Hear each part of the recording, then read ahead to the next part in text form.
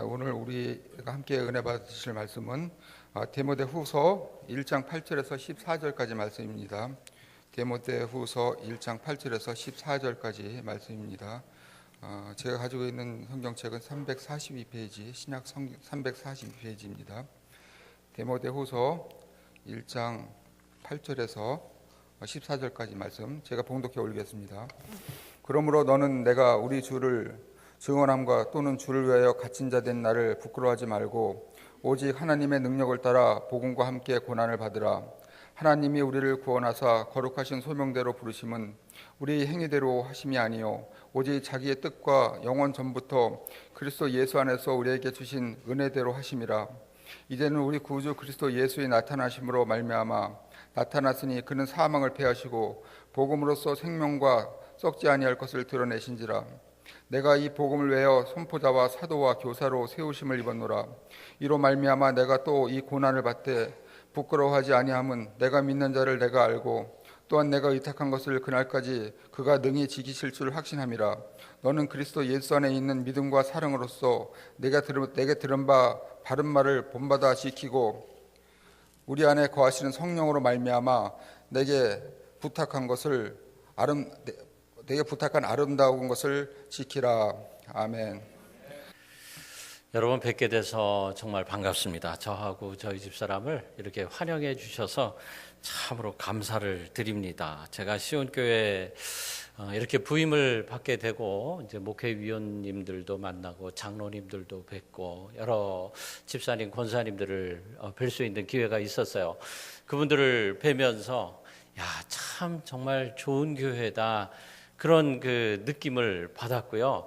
부흥할 수 있겠구나 하는 그런 그 강력한 주님의 음성을 들었습니다. 더욱이나 또 제가 존경하고 사랑하는 우리 정지한 목사님께서 이 교회의 창립자로 계신다는 것, 그것이 영적으로 얼마나 큰 도움이고 또 우리에게 큰 유산인지 모르겠다 하는 그런 생각도 해봤습니다. 여러분들이 정말 저를 이렇게 뜨겁게 환영해 주셔서 감사합니다. 제가 지금까지 4군데 이제 담임 목회를 하는데 기립박수 받은 적은 오늘이 처음입니다. 이렇게 일어나서 또 박수까지 쳐주시고 환영해 주셔서 너무 감사합니다. 하나님께서 저와 그리고 우리 시온교회를 위한 크신 뜻이 있어서 저를 우리 시온교회로 보내주신 줄로 믿습니다. 모든 영광을 하나님께 올려드립니다. 오늘 또 저를 잘 아시는 성도님들이 여러분이 또 오셨어요. 또 이렇게 또 방문해 주셔서 더욱더 감사를 드립니다. 저는 그런 생각을 합니다. 제가 믿음 생활을 하면서 만나는 모든 분들 한 분도 예외 없이 모든 분들은 다 우리가 천국에서도 영원히 같이 살 분들이다. 아멘. 네, 우리는 이 땅에서 끝나는 게 아니죠.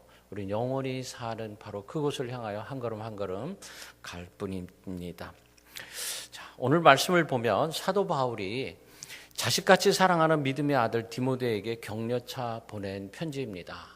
제가 이 말씀을 몇 주 전부터 이렇게 묵상을 하면서 준비를 했습니다. 근데 오늘 또 찬양 중에 앞에 4분이 이렇게 나오셔가지고 찬양하면서 아름다운 우리 교회 어떤 교회가 되어야 할까 그 찬양을 해주셔서 너무 고마웠어요. 그 찬양의 가사 내용을 보니까 내가 원하고 바라던 바로 그 교회의 모습이 그 찬양 안에 다 있었어요. 그래서 설교를 안 해도 되겠구나 그런 생각도 해봅니다. 자, 오늘 말씀은 3부분으로 되어 있습니다. 첫째로는 하나님께서 사람을 구원해 주시고 그 구원받은 자에게 소명을 주신다, 이런 뜻이 들어 있습니다. 두 번째로는 그렇게 구원받은 자가 소명을 이루는 데에는 쉽지가 않을 것이다. 고난이 있을 것이다. 디모데에게 네가 고난을 받게 될 것이다. 이런 말씀이 있습니다. 세 번째로는 그러면 그와 같은 고난을 이기기 위해서 어떻게 해야 되느냐? 성령을 받아야 된다. 이런 의미가 들어 있습니다. 제가 이 3가지를 말씀을 드리려고 합니다. 우리 모두는 소명을 받았습니다. 구원을 받은 자에게는 하나님이 그냥 구원받았으니까 그걸로 끝, 그러지 않는다는 거예요. 그 다음에는 우리가 해야 할 그 일을 위해서는 고난이 있을 것이다. 힘들다, 이런 뜻이에요. 그렇지만 그 고난을 그냥 고난 당해라, 주님은 절대 그러시는 분이 아니세요. 성령을 보내주신다 하는 것이죠. 바로 저와 여러분들을 두고 하시는 말씀인 줄로 압니다. 자, 우리는 이 세 가지 주제를 가지고 제가 하나님이 원하시는 꿈을 이루는 교회가 됩시다, 이 말씀을 드리려고 합니다. 저에게는요, 꿈이 있습니다. 이 꿈은 절대로 저 혼자 꿀 수 있는 것이 아닙니다. 첫째로는 하나님이 그래, 너 그 꿈이 맞아, 이런 말씀을 해주셔야 되는데, 이 바울을 통하여서 말씀을 통하여서 그래 맞아, 바로 그 꿈이야, 이렇게 말씀을 해주셨어요. 그래서 확인이 됐습니다. 이제 두 번째로는 저와 여러분들이 동의를 해주셔야 돼요. 여러분들이 맞습니다, 바로 그 꿈을 이루기 위해서 우리가 믿음 생활을 하는 겁니다. 그러면서 말씀을 통하여 제가 선포를 할 때 여러분들은 아멘으로 화답을 해주시면 되겠습니다. 자, 그래서 이 꿈은요, 우리 모두의 꿈이 되어야 합니다. 하나님을 사랑하고 그의 뜻을 구하는 자는 한 사람도 예외 없이 이 꿈을 꾸어야만 합니다. 오늘 제가 말씀을 통해 이 꿈을 한 번 더 확인을 하려고 하는 거예요. 우리 모두가 주님이 사랑하시는 교회와 세상에서 주님의 일을 하다가 이 꿈을 이루어 드리고 난 다음에 주님 부르시는 날 천국 가는 거예요. 자, 오늘 세 가지 말씀. 첫 번째로는요, 9절에 나오는 말씀이에요. 소명입니다. 여러분, 믿음 생활을 해오시면서 이제 나는 다 됐습니다, 다 끝났습니다, 나는 후회가 없습니다, 나는 만족합니다, 이러시는 분 혹시 계십니까? 그분은 지금 천국 가셔도 됩니다. 이게 무슨 말씀인지 아시죠? 예, 다 이루었으니까, 다 끝났으니까, 후회 없으니까 천국 가셔도 됩니다. 그런데 그런 분은 한 분도 없습니다. 세상에 이렇게 사는 분, 사실 수 있었던 분은 오직 한 분이세요. 예수님 한 분밖에 없으세요. 그 예수님 뭐라 그러셨냐면 다 이루었다, 이루시고서 천국을 가셨어요. 뭘 이루셨다는 것이죠? 모든 인간들을 구원하셨다는 거예요. 죄악에서부터 구원하셨다는 그 엄청난 소명을 우리 주님은 이루셨어요. 그리고 난 다음에 다 이루었다, 이렇게 말씀을 하셨어요. 그러나 우리 가운데에서는 아무도 그것을 다 이룰 수 있는 사람은 없습니다. 자, 그렇지만 우리를 불러주셨어요. 그리고 주홍빛같이 붉은 죄, 그 모든 죄를 주님이 다 속해 주셨어요. 사해 주셨어요. 그리고는 불러주셔서 무엇을 하라고 그럽니까? 구원받은 자로서 이 땅에서 잠자는 자같이 살다가 죽는 것이 아니라, 주님께 가는 것이 아니라 생명을 소유한 자로 살다가 와라, 이 말씀입니다. 그 할 일이 바로 무엇입니까? 사람을 구원하라는 것이에요. 복음을 믿는 자로 사람들을 만들어 보라는 것입니다. 자, 여러분, 복음을 믿는 것이 쉽습니까? 교회만 나오면 다 크리스찬이 되는 것입니까? 제가 이민 목회를 하면서 알게 된 사실이 있어요. 하나는 교회를 나오게 한다 하는 것은 쉽더라는 거예요. 여러분, 제가 이 이민교회에서 벌써 25년 넘는 이런 그 믿음의 삶을 살면서 깨닫는 것이 뭐냐면, 미국에서는 교회 다니기가 쉽더라는 거예요. 여러분, 나가서요 10분만 걸어가면 교회가 있습니다. 블락마다 교회가 있어요. 미국 교회까지 다 포함해서 하는 거예요. 한국 교회는 좀 자동차를 타고 움직여야 되겠지만은, 자, 이게 무슨 뜻이냐 하면은 미국에 있는 모든 사람들은 교회 다니더라. 그래서 이민 오시는 분들이요 거의 다 교회를 다니세요. 그래서 통계에 의하면은 한국 사람들 중에 80%는 교회를 다닌다, 이런 통계가 나와 있습니다. 10명 중에 8명은 교회를 다니더라 하는 거예요. 그렇다면 이 사람들이 다 크리스찬입니까? 이 사람들이 다 예수 믿는 사람들일까요? 여러분들 생각할 때 그렇게 생각하세요? 근데 제가 이민 목회하면서 안타까운 사실은요, 교회를 다니고는 있지만 예수를 안 믿는 사람들이 너무 많아요. 이게 정말 참 힘들고 어려운 문제였습니다. 진정한 크리스찬이 되기 위해서는요, 많은 노력이 필요합니다. 진심으로 복음을 믿는 자가 되려면 예수님을 알아야 됩니다. 예수님을 안다라는 것은요, 예수님의 말씀에 대해서 깊이 있게 이해하고 그리고 그 말씀대로 사는 걸 말하는 거예요. 그래야 예수님을 압니다, 이렇게 말할 수 있다는 거예요. 그러기 위해서는 해야 할 일이 너무 많아요. 성경 말씀을 열심히 읽어야 돼요. 그리고 깊이 있게 묵상도 할 줄 알아야 돼요. 그리고 난 다음에 눈물을 흘리면서 통해 자복할 수 있어야지 돼요. 아멘. 눈물이 펑펑 쏟아지면서 예수님 나를 구원해 주셔서 너무너무 감사합니다. 이렇게 할 줄 알아야지 된다는 거예요. 옆에 있는 분하고 한번 그렇게 한번 인사 한번 해보세요. 우리 한번 울어봅시다. 이거요. 아무나 우는 게 아니더라고요. 아무나 여러분 눈물 나는 게 아니에요. 나 같은 죄인 살리신 그 은혜가 놀랍다고 감격하고 감사하는 자만이 이 눈물을 흘릴 수가 있어요. 잃었던 생명 찾았고 광명을 보았는데 이렇게 할 수 있는 사람만이 눈물을 흘릴 수가 있어요. 이것이 저와 여러분들의 주신 소명입니다. 당신도 눈물을 흘리고 다른 사람에게서도 눈물을 흘리게 할 수 있는 사람이 되라. 이게 바로 우리에게 주신 소명이에요. 눈물 흘리게 한다고 해서 두들겨 패라는 얘기가 아니고, 아프게 해서 눈물 흘리게 하라고 그런 얘기가 아니고, 감격을 통해서 감사가 쏟아져서 복음을 전해 예수를 제대로 믿는 자로 만들어라. 이게 바로 소명이에요. 두 번째로는 고난입니다. 8절 말씀에 그 소명을 이루는 일에 하나님의 능력을 힘입어 해야 하고 그 복음을 위해서 고난을 함께 겪어라. 디모데에게 사도 바울이 고난을 함께 겪어라 이렇게 말씀을 하십니다. 여기서 하나님의 능력을 힘입어라 라는 말씀을 우리가 기억을 해야 돼요. 잘 들어야 됩니다. 이해를 해야 돼요. 하나님의 능력을 입어야 하는 이유가 있습니다. 이제 나는 죽어야 하고 내 안에 예수님만 사는 것 같이 살아라. 이게 바로 하나님의 능력을 힘입는 겁니다. 갈라디아서 20장 20절 말씀같이 이제 나는 죽고 내 안에 예수님만 삽니다.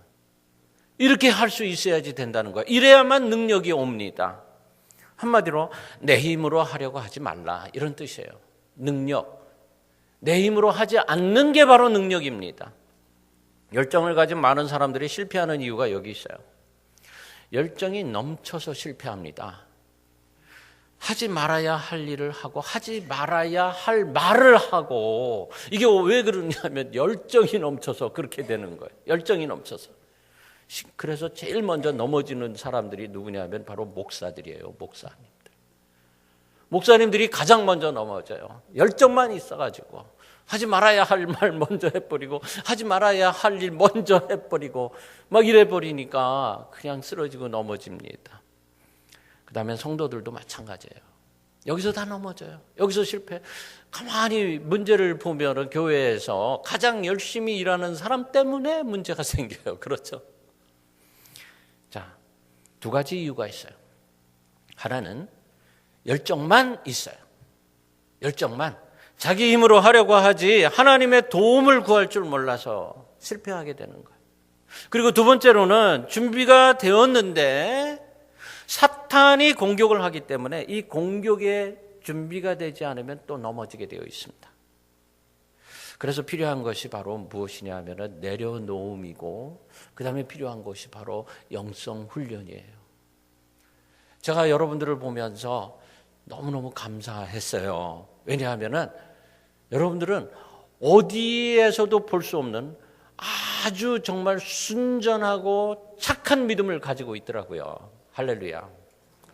여러분들 스스로 그렇게 생각하셔야지 됩니다. 저는 그걸 알아요. 왜냐하면 지난 25년 동안 목회를 하면서 사람 볼 줄 알아요. 이제는 여러분들 보니까 너무 이뻐 다. 너무 착해. 이 말씀은 무슨 뜻이냐 하면 순종할 줄 안다 이런 뜻이에요. 겸손할 줄 안다. 그리고 무엇을 하든지 열심을 다해서 할 수 있겠구나 이런 느낌을 받습니다. 그래서 제가 앞으로 해야 할 일이 있어요. 그것이 뭐냐면 바로 내려놓음 훈련과 영성 훈련입니다. 제가 여기에 최선을 다할 거예요. 그러면요 빈자리 다 채워질 줄로 믿습니다. 예, 1부 예배가 2부에 11시 예배 가지고는 안 되고 1부 예배, 2부 예배도 드려야 되고 그런 날이 곧 올 줄로 믿으시기를 바랍니다. 아멘. 욥기를 보세요. 욥이 엄청난 시련을 겪습니다. 저는 지난 한 달 내내 욥을 읽었어요. 욥기를 읽으면서 묵상을 했습니다. 욥은 의로운 자였고 당대의 재벌이었고 모든 자식들이 다 성공한 사람이었어요. 어느 한쪽도 실패하지 않은 사람이 바로 욥입니다. 그런 욥이 전 재산을 다 잃어버렸어요. 자식들도 다 죽었어요. 와이프도 도망을 가버렸어요. 그리고 질병에 걸렸는데 이건 아주 치명적인 질병이에요. 우리가 이 중에 한 가지만 걸려도 우린 죽고 말 거예요. 그런데 이 어려움이 어디에서부터 온 것입니까? 사탄입니다. 사탄이 하나님한테 이렇게 해보겠다고 했어요. 그리고 하나님이 허락을 하셨어요. 이 고난을 당하게 됩니다. 그런데 하나님의 기도 법칙 가운데 하나가 뭐냐면은 기도하는 자에게는 합하여 선을 이루게 하신다. 할렐루야. 바로 이거예요. 하나님이 이렇게 욥을 시험하시고 난 후에 무슨 일이 벌어집니까? 욥이 정금같이 단련이 된 사람이 되어서 모든 것이 회복이 됩니다. 근데 욥이 자신의 힘으로 회복을 하였습니까? 아닙니다. 전적으로 하나님께서 도와주셨어요. 욥기 전체의 주제가 하나님이 도와주셔야만 회복이 된다. 이겁니다. 하나님의 능력의 도움을 받으라. 이거예요. 사탄을 이기게 하시는 게 바로 목적인데 하나님의 도움으로 이겨라. 이겁니다. 이걸 우리가 깨달아야 돼요. 하나님은 욥을 사탄에게 맡기듯이 사탄이 우리를 시험하고 넘어뜨릴 수 있게 맡겨 놓으셔요. 그래서 우리가 실패를 하고 넘어지기도 하고 아프기도 하고 상처받았다 그러고 삐지기도 하고 막 그러는 거예요. 성경에 욥기가 있는 이유, 모든 인간들이 일생을 통해서 사탄의 시험을 받게 될 것이고 우리는 하나님을 찾지 않고는 견디지 못하는 뼈아픈 시간들을 맞이하게 될 것이다. 이거예요. 그래서 사도 바울은 디모데에게 하나님의 능력을 힘입고 복음을 위하여 고난을 이기라. 고난을 이기라. 이렇게 말한 거예요. 사도 바울이 고난 없이 복음을 전했습니까? 순교했어요. 목이 잘려서. 베드로가 고난 없이 복음을 전했어요. 거꾸로 매달려서 죽었어요. 십자가에. 자, 이 십자가가 바로 우리 곁에 있습니다. 이 십자가는 하나의 영광의 상징이기도 하지만 아픔의 상징이기도 하다 하는 거예요. 그래서 디모데야, 너에게 고난이 있을 것이야. 그렇지만 너는 정금같이 나올 거야. 바로 나같이 될 거야. 모든 것을 다 마치고 난 후에 하늘나라에 올라가서 주님 보좌 우편에 앉아 있을 거야. 바로 이거예요. 저와 여러분 혹시 지금까지 살아오면서 나는 한 번도 고난을 받아본 적이 없습니다 하시는 분 계세요? 저밖에 없네. 아닙니다. 저도 마찬가지죠. 둘 중에 하나. 하나님과 관계가 없는 사람이든지 아니면 하나님의 일을 안 한 사람이든지 그런 사람 고난 없어요. 하나님 때문에 내가 하나님의 일을 하는 사람이기 때문에 고난당하는 것 당연합니다. 이렇게 받아들일 수 있어야 돼. 이 고난 아무것도 아닙니다. 고난을 이기면서 소명 감당했을 때 나는 정금같이 될 것이고 놀라운 열매가 주렁주렁 맺혀지게 될 것입니다. 세 번째는 14절 말씀이에요. 이 소명 가지고 고난을 이길 수 있도록 어떻게 하라고요? 성령을 받아야 한다 그랬어요. 성령 안에서 행해야 한다는 겁니다. 바울은 다메섹 도상에서 예수님을 만나고 난 다음에 예수님이 언제나 나와 함께 하신다 하는 것을 알고 있었습니다. 그 우리가 사도 바울의 행적을 보면 그걸 깨달을 수가 있어요. 그런데 이렇게 예수님을 만난 바울이 실수예요. 실수. 사도행전 16장 6절에 보면 바울이 아시아로 가서 말씀을 전하려고 하는데 성령이 막으셨다. 이런 말씀이 나오죠. 왜 이런 일이 발생하는 것일까? 바울이 예수님을 만났지만 여전히 자신의 생각이 너무 많아. 내 생각이 너무 많아. 우리 모두에게 두 가지 판단을 해야 하는 경우가 발생을 합니다. 하나는 나의 생각과 내 경험과 내 편견과 이런 것을 가지고 판단하는 거고요. 또 하나는 하나님의 판단을 따라가는 거예요. 이 두 가지예요. 바울은 복음이 전해지지 않은 광야와 같은 아시아를 바라보면서 내가 글로 가야 되겠습니다. 이렇게 생각을 했어요. 이게 바울 생각이에요. 그런데 성령님은 아니야 그러셨다는 거예요. 아니야. 자, 바울에게 환상이 나타납니다. 사도행전 16장 9절에 마케도니아 사람 하나가 바울 앞에 서서 마케도니아로 건너와서 우리를 도와주십시오 하고 간청하였다. 그래서 바울은 방향을 바꿔서 마케도니아 유럽으로 발길을 돌려야만 했습니다. 자, 이 사건은 놀라운 사건이에요. 그 후로 2000년의 역사의 흐름을 바꿔놓은 사건이에요. 이 사건이 바로. 만일 바울이 아시아로 발길을 돌렸다면 어떤 일이 벌어졌을까? 아시아 전체가 순식간에 복음화되었을까? 아니면 피비린내 나는 전쟁터가 되었을까? 아무도 모르죠. 하나님만 아세요. 근데 분명한 것은, 우리가 알고 있는 것은 무엇입니까? 복음이 유럽으로 들어갔다가 그 다음에 콜럼버스라는 사람이 이 미국 대륙을 발견해서 저와 여러분들이 지금 여기 앉아 있다는 거예요. 그리고 이 미국에서는 마음껏 예배드릴 수 있는 그런 곳이 되어 있다. 바울이 만약에 아시아로 갔다면 저와 여러분들 이 자리에 없을 수도 있겠다. 그러잖아요. 그래서 필요한 것이 바로 성령 충만함입니다. 성령의 인도하심을 받아야 돼요. 어디로 갈까요? 아시아로 갈까요? 유럽, 마케도니아로 갈까요? 이 편지를 받은 디모데는 이미 성령 안에 살고 있다. 이것을 전제로 해서 바울이 편지를 씁니다. 저는 이 자리에서 오늘 저와 여러분들 모두가 성령 받은 사람들이다라고 전제를 하고 말씀을 드립니다. 우리가 성령 안에 살고 있어요. 왜냐하면 내가 예수님을 나의 구세주로 받아들이는 순간 자연스럽게 성령님이 내 안에 들어오십니다. 이건 마치 물이 낮은 곳으로 흐르면서 일어나는 현상하고 똑같아요. 예수님을 내가 구세주로 영접합니다. 그러면 성령님 내 안에 들어오세요. 마가다락방에 전제 조건이 하나 있어요. 전제 조건이. 마가다락방에 몇 명이 있었죠? 성령 받기 위해서. 몇 명? 아니, 성경을 읽으세요. 안 읽으세요? 왜 이렇게 소리가 작아요? 120명. 그렇죠. 120명의 성도들이 성령 받기 예루살렘을 떠나지 않고 기다리고 있었다 그랬어요. 그런데 그냥 기다리고 있었던 것이 아니고 기도하면서 기다리고 있었다 그랬어요. 여러분, 이 120명이 어떻게 모인 사람들입니까? 고린도전서 15장에 보면 예수님의 부활을 본 사람들이 전부 몇 명이었다 그랬어요? 대답이 없네. 성경 공부를 안 한 지가 참 오래됐구나.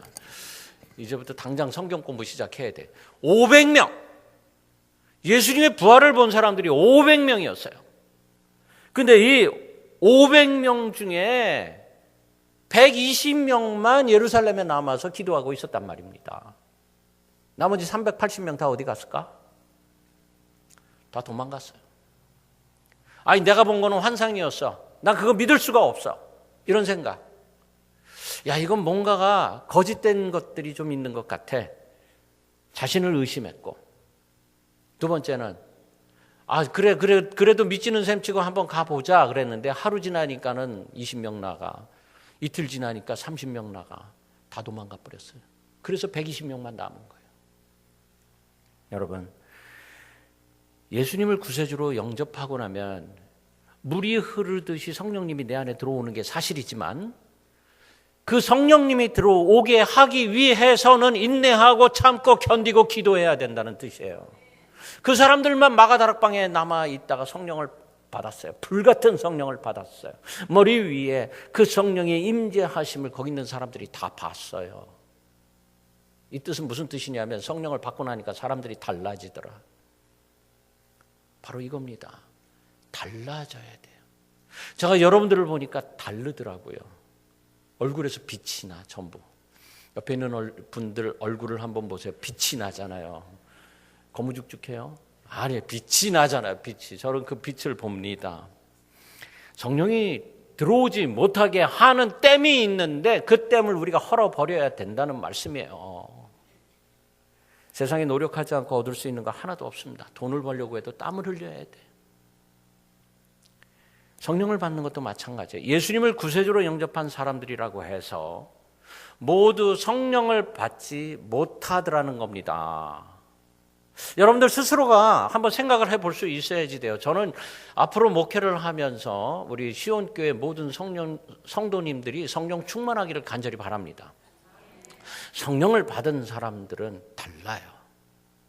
하는 행동이 다르고 말하는 게 다르고, 그리고 가지고 있는 패션이 틀립니다. 아유, 목사님, 제가 이제는요 나이가 너무 들어가지고. 여러분, 나이가 너무 들었다는 것은 이제부터 시작이다, 이런 뜻이에요. 갈렙이 뭐라고, 내 나이가 80인데 앞으로 내 이 산지를 나에게 주시옵소서 그러지 않았어요. 제 앞에서 나이 얘기하면 안 돼요. 이제는 권사님, 장로님 이것 좀 해주세요, 제가 이렇게 부탁을 할 거예요. 그러면은 아유, 제가 무슨 나이가 벌써 안 통해요, 저한테는 그게. 자, 여러분, 예수님을 구세주로 영접하면 우리는 성령님을 내 마음과 심령 속에 물이 흘러들어가시 들어가게 모든 땜을 다 헐어버리고, 그리고 성령 충만하기를 간절히 바랍니다. 이것이 예수 믿는 사람들이 해야 할 일이고요, 성령의 법칙이에요. 성경을 보면 제일 먼저 사복음서가 있어요. 예수님이 어떻게 탄생을 하셨고, 무슨 말씀을 하셨고, 어떻게 가르치셨고, 어떻게 사시다가 십자가에 못 박혀서 죽으셨나, 이게 사복음서에 다 있어요. 그 다음에 나오는 성경이 뭐죠? 또 조용하지. 사도행전이 나오잖아요. 왜 사도행전이 나올까? 사도들이 복음을 전하게 된 기록, 그래서 사도행전이라 그러는데, 이걸 사도행전이라고 안 그러고 성령행전이라는 말 들어보신 분? 할 일이 많다 내가. 성령행전이라고 합니다. 성령행전. 왜 성령행전이라고 그랬을까? 이 사도들이 성령님과 동행하면서 그 모든 복음을 전하는 그런 것을 기록한 책이다, 이런 뜻이에요. 그래서 성령행전 이렇게 말합니다. 자, 처음부터 끝까지 성령께서 어떻게 역사하셨는가를 알기 위해서는 이 사도행전을 읽어야 돼요. 제가 지금 고민을 하고 있습니다. 무슨 고민을 하느냐면은, 제가 이제부터 복음서를 설교를 시작을 할까, 성령행전, 사도행전으로 설교를 시작을 할까. 복음을 잘 모르고 있다 그러면은 복음으로 시작을 해야 되고, 복음은 잘 알고 있는데 성령님에 대해서는 잘 모릅니다. 그러면 제가 성령행전, 여러분 뭘 했으면 좋을까? 제가 기도해 볼 거예요. 자, 이 책을 쓴 사람은 누가가 썼습니다. 누가이지만 누가가 주인공이 아니고 바울이 주인공인 이유가 있어요. 바울은 철저하게 성령님이 인도하시는 대로 행했기 때문이에요. 베드로도 나오고 요한도 나오고 많은 사람들이 나오지만 바울의 행적이 가장 많이 나오는 이유가 뭐냐면, 바울이 성령님 쫓아서 살았던 사람이기 때문이에요. 자, 바울은 신약 성경 27권 중에 13권을 쓴 사람입니다. 그러면 성령을 받으려면 어떻게 해야 합니까? 예수님을 구세주로 영접하면 물이 아래로 스며들듯이 내 안에 성령님이 자연스럽게 들어오셔서 그 다음부터는 내가 성령 충만하게 되도록 만드는 겁니다. 그러면 성령 충만하게 되는 줄로 믿으시기 바랍니다. 그러면 얼마나 좋겠어요. 이제 여러분들 전부 다 성령 충만해. 그러면은 우리 시온교회가 굉장히 유명한 교회가 되어 있을 거예요. 지금 여기가 가득 차 있을 거예요. 그렇지 않기 때문에 지금 우리가 해야 할 일이 많은 거예요. 자, 여러분, 자, 성령 충만할 수 있기 위해서 해야 할 일들이 있습니다. 이게 바로 우리의 인생의 목표가 돼야 돼. 우리 믿음의 목표가 될 수 있어야지 됩니다. 내가 성령 충만해서 그 성령 충만한 그 상황 속에 들어가면은 과연 어떤 일이 벌어질까? 그것을 하나하나 맛보면서, 아, 내가 믿음 생활이 이런 것이구나, 이거를 깨달아가는 거예요. 우리가 살아있는 동안에 반드시 이것을 해야 돼요. 제가 앞으로 시온교회에서 목회하면서 해야 할 일도 성도들이 모두 성령 충만한 사람으로 변화되어 가는 것을 보는 겁니다. 우리 모두가, 하나님이 다윗 보고 그렇게 말씀하셨어요. 내 마음에 합당한 자다. 주님이 우리 한 사람 한 사람을 보면서 내 마음에 합당한 시온교회 성도들이다, 이렇게 되기를 저는 간절히 바랍니다. 이런 교회, 이런 성도가 되기 위해 꼭 해야 할 일들이 우리 앞에 놓여 있어요. 첫째로, 예배에 최선을 다해야 됩니다. 예배에 최선을 다하는 것이 무엇인가 하는 거 앞으로 제가 이제 설교를 할 거예요. 하나씩 하나씩. 쉬지 않고 기도해야 합니다. 열심히 기도해야 돼요. 기도가 바로 능력이고 기도가 바로 엔진이 돼야 돼요. 앞에서 끌고 갈 수 있는 중보기도 팀 굉장히 중요한 거예요. 그다음에 열심히 성경 공부에 참석을 해서 예수님이 이런 말씀을 하셨구나. 이런 말씀이 있었네. 바울 사도가 이런 얘기를 했네. 이거 알아야 돼요. 그리고 헌신하며 교회를 지켜서 교회가 더욱더 부흥할 수 있도록 최선을 다해야 돼요. 이렇게 무장이 잘 된 주님의 군사들이 전도와 선교를 하는 바로 그곳에 놀라운 기적과 역사가 일어나는 줄로 믿습니다. 저는 이런 꿈을 꿉니다. 구원받은 저와 여러분들이 소명을 받고 어떤 고난이 온다 할지라도 성령 충만한 성도가 되어서 예수님 전하고 복음 전하고 온 땅에 선교하러 나가는 교회, 이런 교회 되기를 간절히 바랍니다. 저는 그동안에 참 선교지를 많이 다녔어요.